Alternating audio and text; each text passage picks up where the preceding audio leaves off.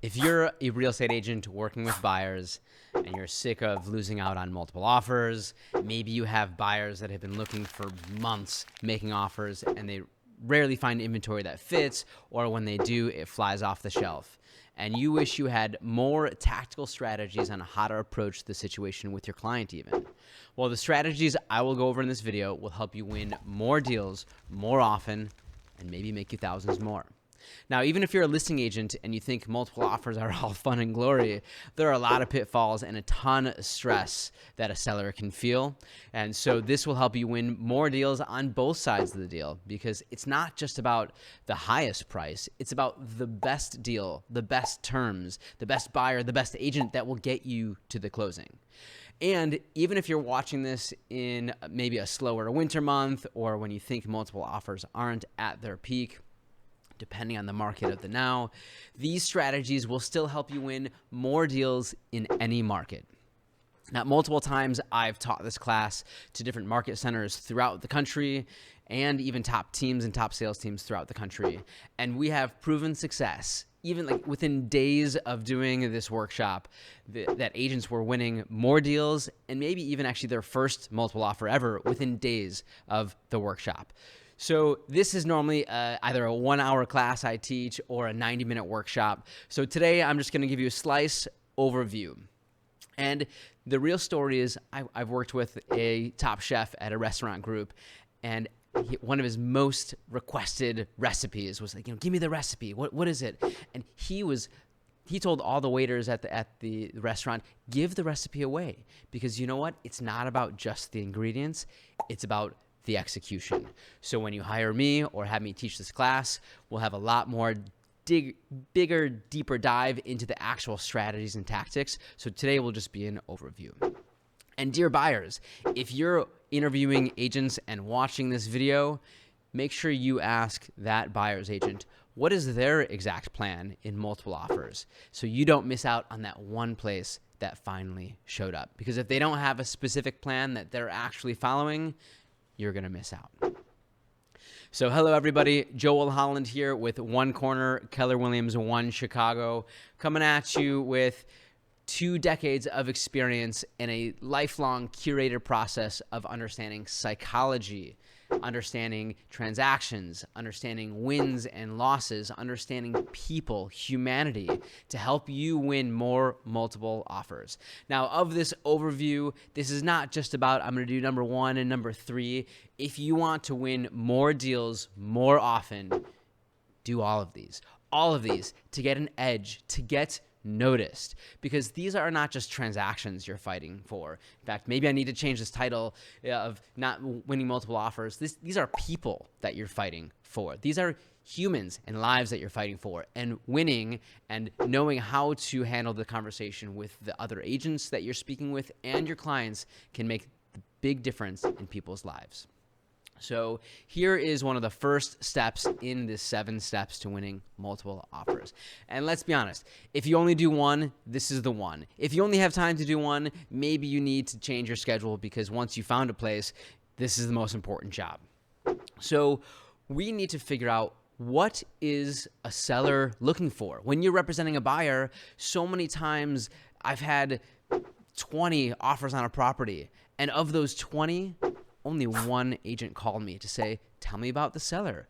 When is their closing date? What's most important for them?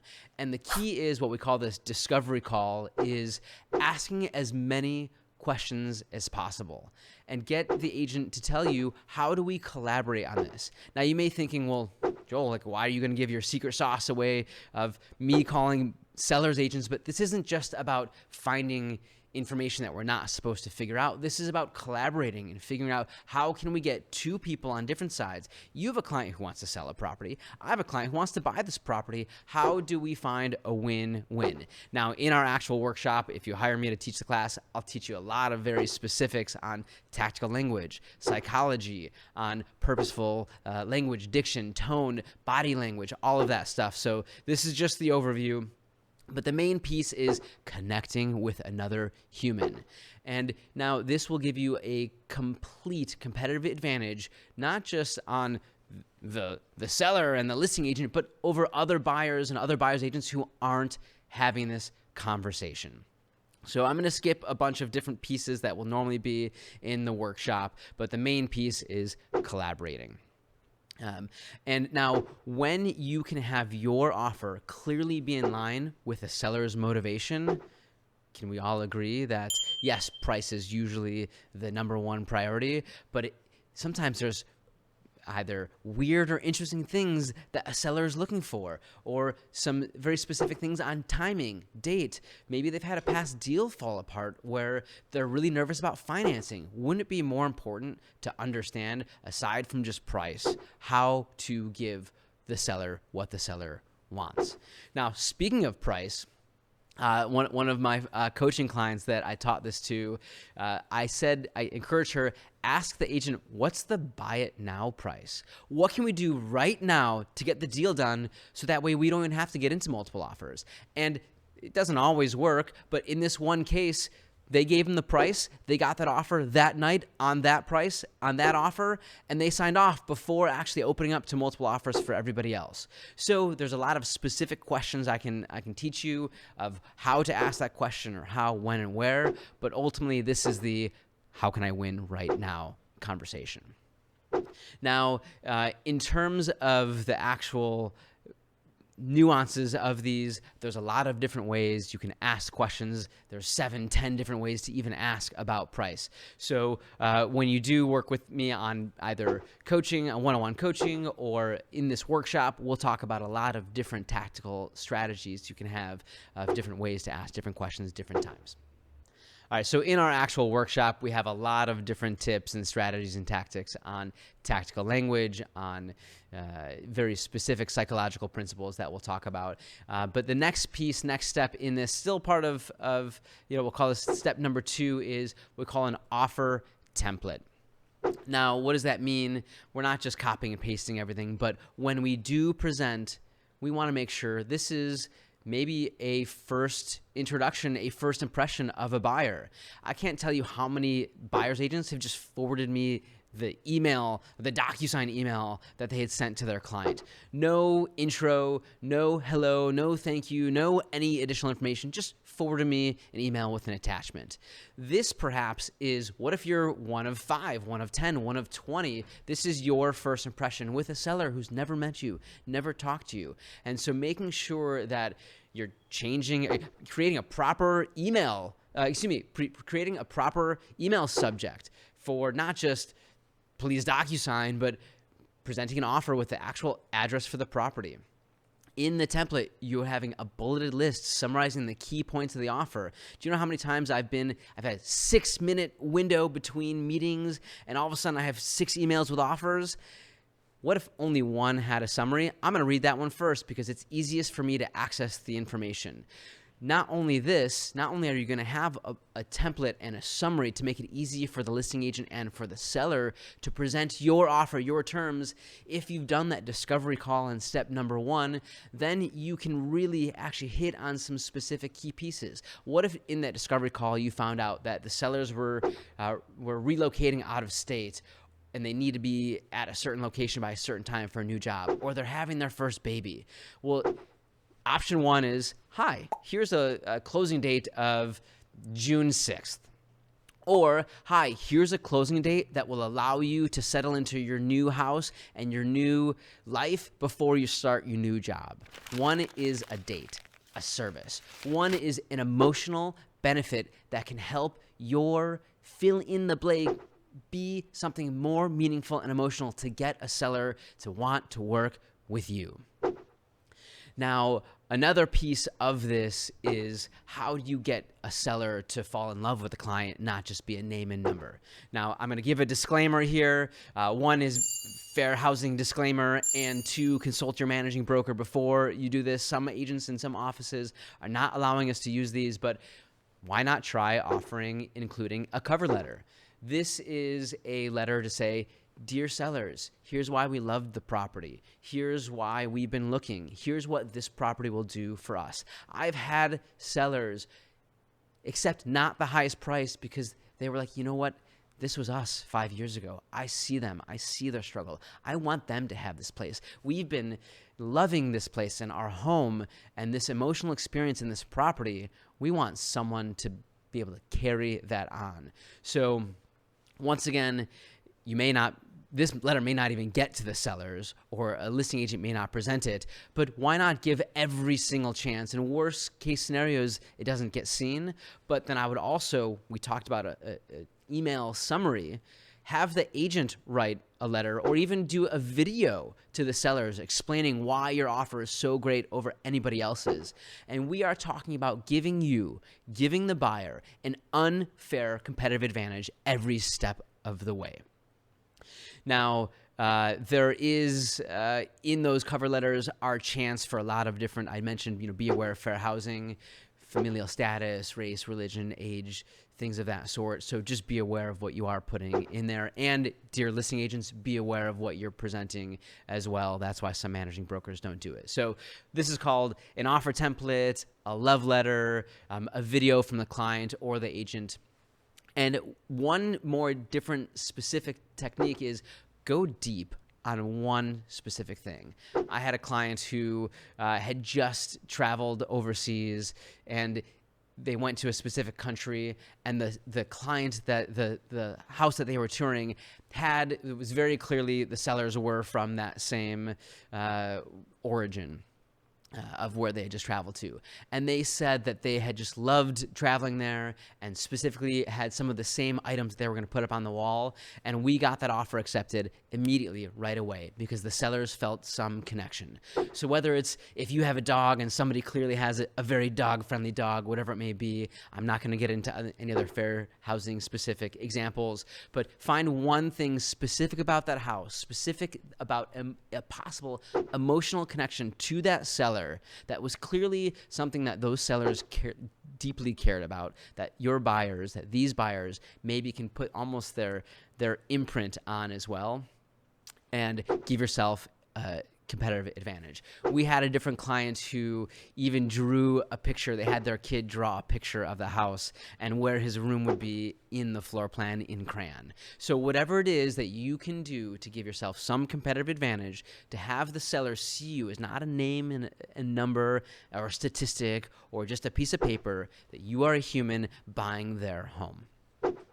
Now, in that email template as well, depending on how new or experienced you are, you may need to sell your office, sell your team, sell your track record. Because what if a seller is choosing from multiple offers, the biggest fear is, what if we choose the wrong group? What if we choose the wrong buyers? What if we choose the wrong agent? I can tell you that if I have 10 offers on a property, I know one agent and I don't know any of the others, they're going to get an advantage because if I know that I've worked well with them, if they have a track record of closing deals, if they have a track record of good transactions and good experiences, they're going to have a leg up. So how do we address the concern of, what if we chose the wrong group? What if we chose the wrong agent? So dear buyer's agents, be collaborative, be cooperative. Everyone gets into the negotiations and being combative and my group and this and that. Well, nobody wants to work with someone that's going to beat them up the entire time. Even though your job is to get the client that you're working with the best deal, sometimes collaboration will get you more than just being combative. And sometimes if you're new or if you're a rookie or you don't know that agent, you may need to appeal to that fear to make sure, hey, I know how to close deals. I've closed deals before. My office has closed deals before. My team has closed deals before. I'm not saying include that every single time, but if you need to, always get a leg up to show that you know how to close deals. Next step is, we talked about some seller fears of choosing the wrong buyer. Well, especially in a changing financial landscape and changing interest rates, there's a big fear of a buyer not being able to qualify for financing. So if you're getting multiple offers on a property, how do we choose which one is the strongest offer? If maybe one group is cash and another group is getting financing, how do you take a quantitative versus qualitative measure of risk compared to a client who's getting financing? Well, what if you have that lender call the listing agent? Now, you still need to be in the right ballpark of terms. This one piece alone won't have you win, but I can promise you that a lender calling the listing agent and being the only one of multiple offers will certainly give that seller and that listing agent some more confidence that, oh, even though they are getting financing and they are working with a lender, this lender is on top of their game. Now, you still need to offer the right price. So let's just not beat around the bush there. This is the most important for most deals. But every dollar a buyer is willing to offer is a better chance at winning. Let's just be honest, right? The higher the price, the higher the chance. But how do you talk with the buyer? How do you talk with the listing agent to understand where you even need to come from? Because the list price may just be a starting price in certain markets.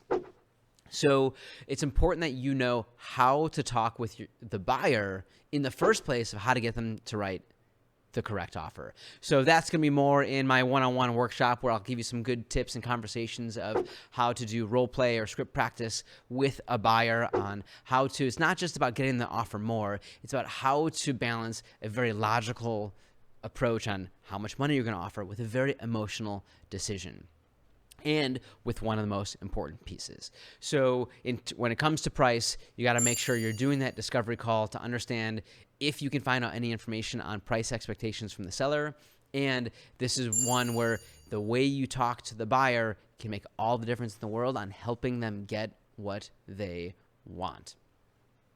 Now, another tactic or strategy, use this one carefully. And some agents will use them, some will not. This is called an escalation clause.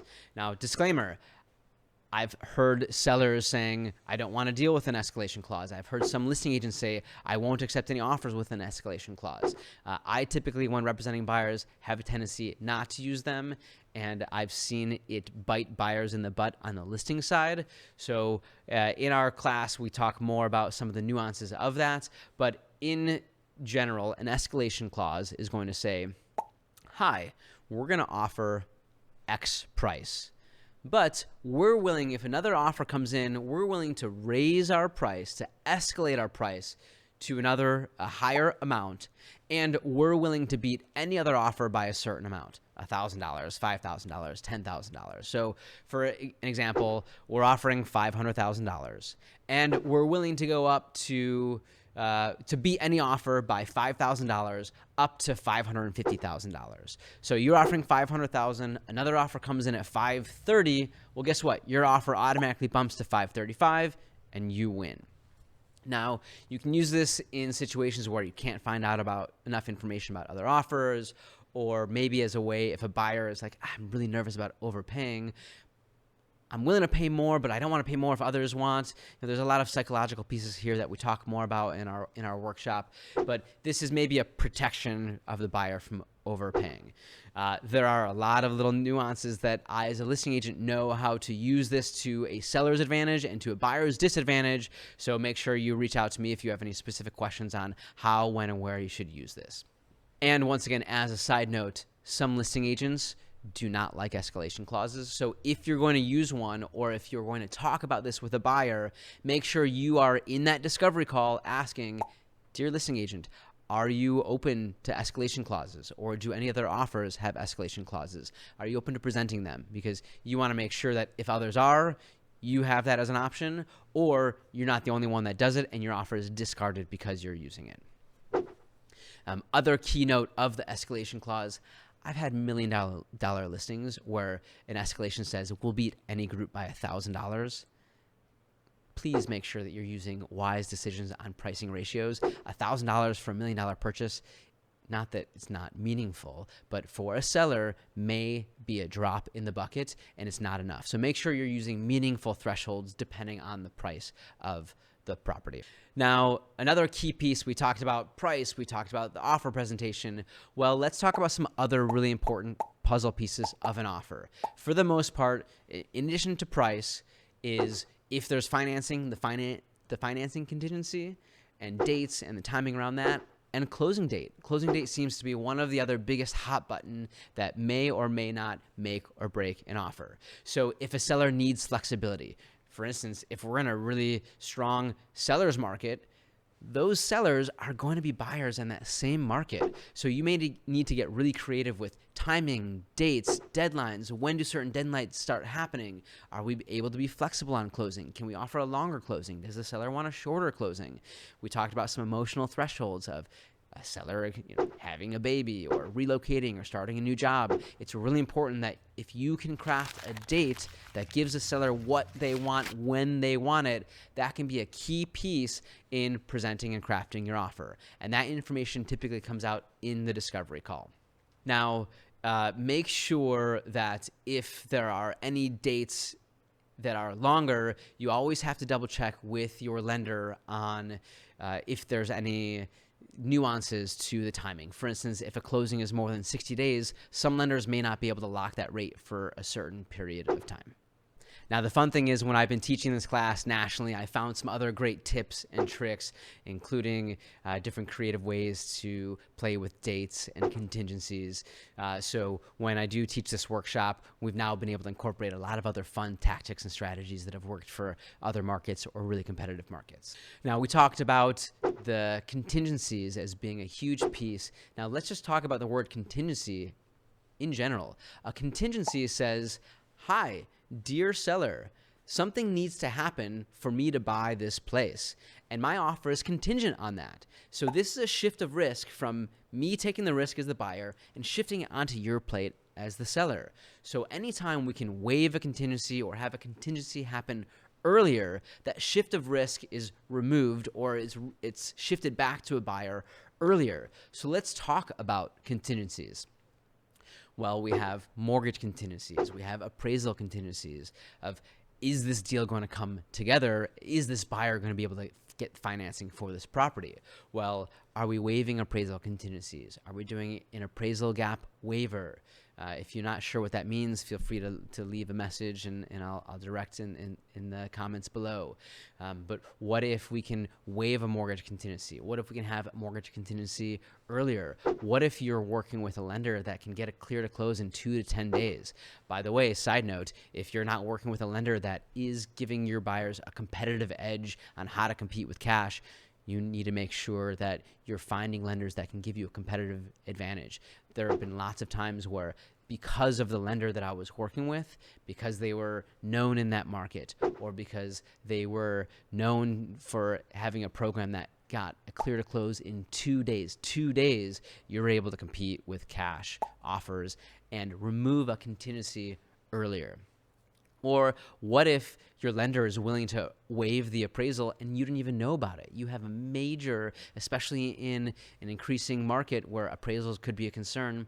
What if your lender was willing to waive that appraisal contingency and you don't even know about it? So talking with your lender, having the lender call the listing agent, being able to do that discovery call and figuring out how sensitive a seller is for that will give you a competitive advantage. So we talked about a lot of other different terms: price, closing date, contingencies. Well, let's talk about another way where you can increase the strength of an offer without costing you any more, possibly. That sounds interesting, right? There's something called earnest money. That's saying, dear seller, I'm a real buyer. Take your property off the market. Here's an initial set of money, $1,000, $5,000, $10,000. And that will eventually go towards the down payment, but it's saying, here's a deposit, which says, if I cancel for no reason, you get to keep this earnest money. If I do cancel based off of any of my set contingencies, then the buyer would typically get that money back if it's agreed to be released by all parties. So I'm not going to say that earnest money is a free way. It's real money that will go and held by a third party. And if you don't follow the terms of the contract, you can lose that money. But typically that money is going to be going towards the purchase price. And so if you can offer higher earnest money or a different structure of earnest money, then you can make your offer stronger without it costing you any more. Now, we have a lot of tips and tricks on different dates and thresholds that we've been able to use and incorporate into the strategy depending on the market you're in. So we have a lot of more extensive tips that we're not going to go over in this video today.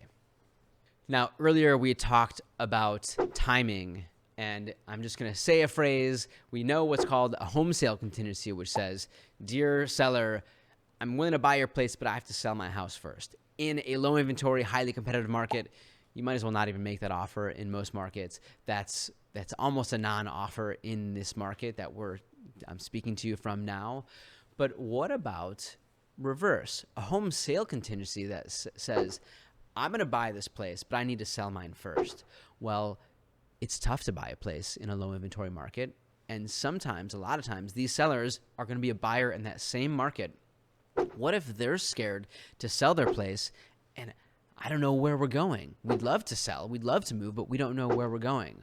Well, what if you're that one offer that said, guess what, sellers? We're going to give you a home purchase contingency. We're going to say that we'll buy your place and you have 60, 90, 100 days. And if you find a place, we'll move forward on the deal at these terms. If you don't find a place, you can cancel. Now, there's a lot of nuances to that of how to structure that. When does timing happen? How to do the contingencies? When does earnest money happen? But what if you can give the sellers the one thing that will solve all of their fears of where are we going to go? So there's a lot of nuances, and I picked up this tip while teaching in this class. All right, so earlier we spoke about appraisals being a concern, right? If people are offering a really high price, what if the property doesn't appraise? That's a big concern or contingency. Well, now in a previous video, I talked about how commissions may be changing, so be sure to check out on my page that other video where we're talking about how buyer and seller compensation may be changing. But, well, when offering a price, if a seller is paying that listing agent a full commission and that agent is paying a portion of the commission from the proceeds, well, we're talking about wrapping in commission to a purchase price. And if we're concerned that the price a buyer is offering, maybe they're offering $600,000 and it only appraises at $580,000, well, what do we do? Well, what if we can say that the buyer's agent will be willing to pay the seller's commissions? So instead of offering $20,000 more, which may have an appraisal concern, what if the buyer says, we'll pay $20,000 of the commission that you were going to pay the agent anyway? Now, that still needs to be approved by the lender, and there's some nuances of how to structure that financing, but there is a difference between paying closing costs and paying a seller's closing costs as opposed to just paying a higher price, because one is coming out of pocket and one is going to need to be approved by the lender. So use that one at will and with approval of the lender, but another creative way to offer a higher price without increasing risks or concerns that a seller may think. We've had buyers who offered a really high price and a seller was not confident that it was going to appraise. And so we weren't able, unless we were able to be cash, we weren't able to actually get the full value for the terms that we were offering. As you can see, there are a lot of nuances, psychology, and fears that you need to be navigating at every single moment. So if you are not an expert in language, not an expert in psychology, you need to become this needs to be your part-time job. You need to study psychology for all parties involved, including not just understanding what a seller is going to be feeling and what that listing agent that you're going to be competing against is going to be feeling, but what the buyer is going to be feeling as well. We have a lot of nuances to all be managing at the same time. Now, we had talked about other things, other contingencies to waive. So these are some simple ones. Some of the most common ones, doing as is, as in saying a buyer is not going to be requesting any credits, or waiving an inspection contingency. By the way, if you do have a buyer that waives an inspection contingency, do have somewhere in writing that you're saying, by the way, please make sure you understand what we're doing here. That is a riskier thing to do, but buyers are waiving inspection contingencies and doing as is, which means, dear seller, I'm buying this house. I have less ways to cancel. And that's a way to remove a contingency, shifting the risk from the seller to the buyer to give a seller more confidence to help you win. So use those wisely. Now, earlier we talked about financing contingencies. So this is really, as we're talking about all of the contingencies, if you can't do cash, well, we have a mortgage contingency. Now, I'm going to explain something that I'm surprised how few agents and buyers actually understand this. So if somebody is getting financing, they're typically including what's called a mortgage contingency. Dear seller, I'm offering these terms and you're going to buy the property at these terms at this price, but it's contingent on me, the buyer, getting a mortgage and getting approved. Well, just because somebody isn't paying cash and is getting a mortgage doesn't mean you have to include a contingency. This is saying, I'm the buyer, and dear seller, I'll pay you these terms, but if I can't get a mortgage, I get all my money back, we cancel the deal, and you go back on the market. The seller is taking almost 100% of that risk. So by waiving the contingency, it doesn't say I'm going to pay it in cash. It says I'm going to get a mortgage, but if I can't, then I'm responsible to either find some way to buy it or I'd waive my earnest money. So just because you are getting financing doesn't mean that you have to include a mortgage contingency if you're willing and comfortable and confident to actually get financing on your own. Now, typically there's three things that happen when you get a mortgage. One is you as the buyer need to get approved. Two is the property needs to appraise. And then three, there's something called the warrantability, where the lender is going to make sure that there aren't any structural defects. If it's part of a condo association or a homeowners association, there aren't any litigations or things of that sort. Well, you as the buyer getting approved, that's on the buyer. Why should the seller have that risk in a competitive situation? So if you know for sure the lender says we're good to go, maybe you should waive it. There's the appraisal piece. Is the property worth what it's worth? Well, if you're comfortable and confident in the price you're paying or have some extra cash on hand that if it appraises low, you can still do it, maybe you're willing to waive the appraisal. Number two piece. And then if as long as the property doesn't have any major issues, then you don't have to worry about the warrantability piece. Or technically, if there is a homeowners association, that can be part of your attorney review process. So if you can't get a loan because of something with that, you can maybe cancel based off of the attorney review process. So maybe there is a reason why you should consider waiving a mortgage contingency. Now, what if you are a buyer or buyer's agent and that buyer is working with a lower down payment, whether it's a low down payment or they're having to work with a specific loan program because of credit scores or they have a home sale contingency, whatever it may be. How do you compete? Well, here's a really interesting nuance. We have price and terms, which are quantitative, a set known amount. Well, if we have one price at $500,000 and one price at $505,000, if everything else is the same, that's an easy decision. Well, what if we have one group that's offering $510,000 but has a low down payment, higher risk on financing, and another group that's offering $500,000 in cash or really strong financing? How do we take a quantitative measure, $5,000, $10,000 price, a known difference, and relate that with risk, a qualitative measure? Well, here's a fun little trick of my 2 decades of doing this. Kind of made this up on my own, but the best way to think about this is, well, dear seller. So maybe this is good for listing agents, or this is important for you as a buyer's agent to understand how to present this to a listing agent. If you're working with a lower down payment buyer, you need to be able to sell the concept is, what is a seller's carrying costs? So let's say if it's a seller's carrying costs are $4,000 a month.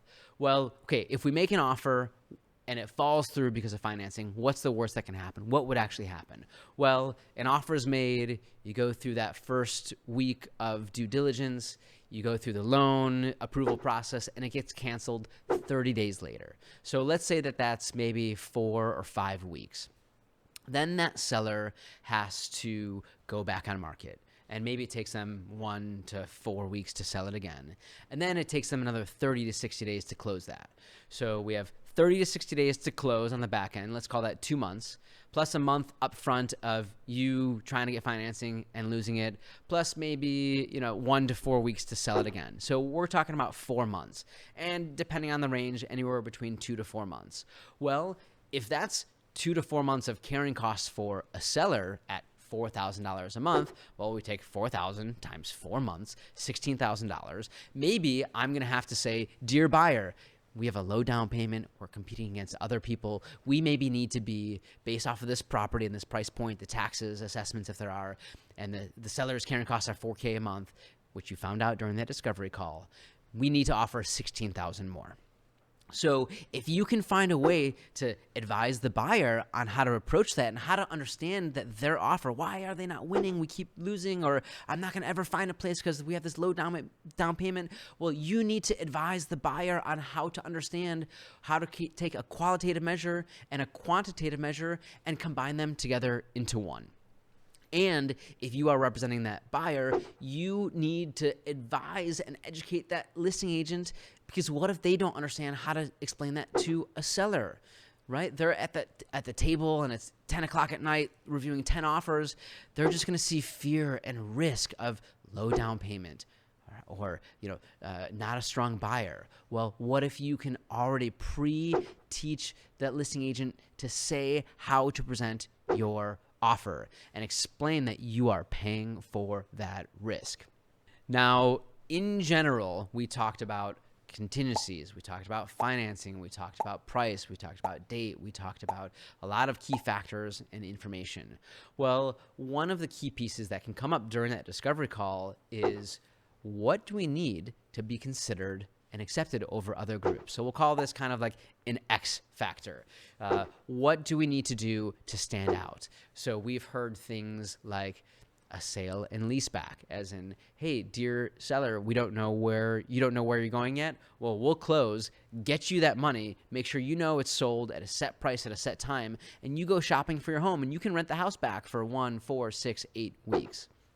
Of course, that still needs to be approved by a buyer's lender if they're getting financing. But some buyers or some sellers, they need that money at closing to be able to not have a home sale contingency, or they need that if they need to sell and to move and relocate. They can't move into a new house without that down payment from the home sale. Well, doing a sale leaseback can be a great way to get the seller money, take the risk off the plate, and help them be a competitive buyer in the same market. So asking, what else do we need to do to be competitive, knowing you're in a competitive market, can help get your buyers' attention and make sure to still have them feel comfortable. So throughout this, I mentioned a couple times that financing, if a buyer is getting financing, the lender they're working with does make a difference. Not just in terms of having a track record, and if the listing agent knows who they are. The last thing I want is some unknown small credit union in the middle of the country who has no idea anything about our market. That makes me nervous. So not only is it working with a top lender in a top area in a top market, but what is your lender, if you're getting financing, doing for you to help you compete? So a couple different things. One is we have one lender who is doing very fast clear to close conditional approval. So that means the longer the lender takes to approve the buyer, the more risk that's on the seller. What if you can waive that contingency in 1, 2, 7 days instead of most on average are 21 to 30 days? Other lenders are offering what's called conditional approvals, not just a pre-approval, but conditional approvals, saying this buyer is 100% approved to buy your property. We've done all their finances, we've done all their tax returns, everything. We just need to make sure the property appraises and there aren't any major like liens or judgments or any warrantability factors on the property. As in, dear sellers, any of the risk that the buyers would have is gone. The only things that have to happen are things that you as a seller need to conditionally meet, like the property appraising at the purchase price, or maybe the appraisal is waived, so they don't even have that, and making sure that there's nothing materially wrong with the property that would make it so a lender wouldn't offer financing. There are a list of things that would happen there. I'm not going to go over there on this call. And then another thing is we've had a lender who is offering what's called like a cash offer guarantee, which says, dear sellers, if for some reason the buyer can't get financing, we'll buy this in cash. The lender will buy it in cash. It will go to the buyer. And essentially it's like saying this is as strong as a cash offer. So whether that means having conditional approval, so the contingency is shorter, whether it means waiving the contingency, whether it means having this cash offer guarantee, whether it means having a lender who is known in the area, all of these things are giving buyers a more competitive advantage, a better competitive edge to compete with cash so they don't have to make a cash offer. All right, bonus section. We'll call it number 8 of the 7 steps. Sometimes we have a seller that is buying outside of our service area. So we're working with a seller, we're selling their place, and they're buying in a different market. So they're a buyer in a different market, even though I'm the one helping them on the sales side. Well, what if that client is now being a buyer in a multiple offer competitive situation, and if they need to be selling their place in order to buy, or even if they don't need to sell, but it's going to make a big difference if they're going to be able to, how much money they're going to have to move forward. What if when my seller in my market who's buying in another, what if I, as the listing agent, called that listing agent that the offer that they're making on the property on, and I said, here's my track record. Here's my marketing. Here is everything that you need to know to say they're working with a professional here in my market so they can buy in yours. So this is a fun little way to offer an additional, we'll call it service of if you're referring a client to another agent or they're working with somebody outside your market, make sure that that agent knows that you are available for a phone call if you have a track record to help sell that buyer, help sell your client. As a note, obviously, if you've liked this video and watching this video and are outside of our market, we love writing referral fees. We love writing referral checks. So if you have a client, a buyer, or a seller who you want to refer to our market, we'd love to work with them. Or if they have a home sale contingency and they need to buy and sell and you need to make sure that they're hiring a great agent locally, we'd love to make sure that you can get your deal because we know that we're going to take care of our piece. All in all, once again, just like the other steps, it's not just about the terms you're offering, the quality of the agent, the quality of the buyer, the quality of the lender. Everyone needs to be confident in you and your team. Be sure to check out the link below in the description. We're going to have a landing page where you can get a free PDF download on a Q&A of those discovery call questions in that step number 1 of how to set you up for success. It's great questions on what to ask the listing agent when doing that discovery call. So if you have any clients who are looking to move in the Chicago area and in the north suburbs or even the Chicagoland area, we will gladly help service any of your clients that are moving to or from that area. And not just help service them, help them win. Because if you're referring us a seller and they're buying in your market, you want to know that this deal, this end of the piece is covered. So we'd love to work with you on any referrals that you have in the Chicago and suburban market. So if you liked what you saw and you want to do a much deeper dive and hire me to teach either at your market center for your office or even just your sales team, feel free to send me leave a comment or send me a direct message and we can talk about scheduling a one-on-one class or doing a workshop for you and your team. Now, if you also liked what you heard here, one is if you're interviewing buyer's agents, please reach out, send me a message. We'd love to talk to you and figure out how to help you win. Be sure to also like the channel, subscribe, click the little notification dingy, and you want to see more, let us know. If you like this, leave some comments below, and make sure to tune in and check out our other videos.